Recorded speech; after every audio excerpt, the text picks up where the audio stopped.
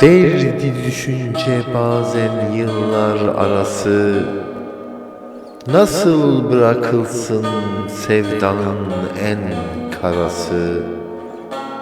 Hasıl ve asıl duygulara kapılan her anısı, olsa da kapanda karşılayan bir belası.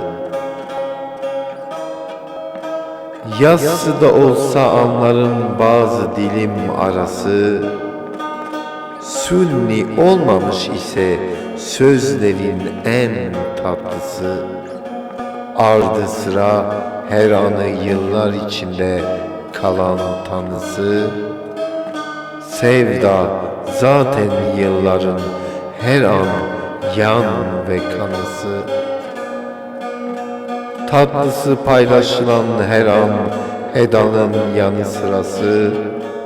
Ger değil ise bir teması güdü, sadece sanısı.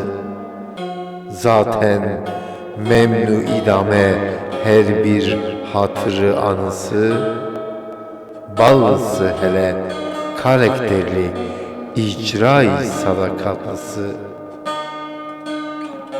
Katkısı tarafı mütemadiyen an sarılımsı. Yıllar yollar erkanlar çehre-i panoraması.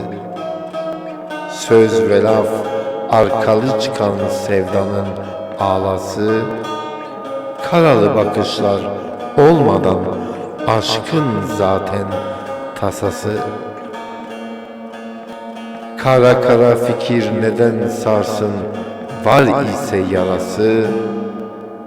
Bizzati var ise yar başı yanında birebir anısı. Saracağın sarılacağın var ise gönlü fikir yarası.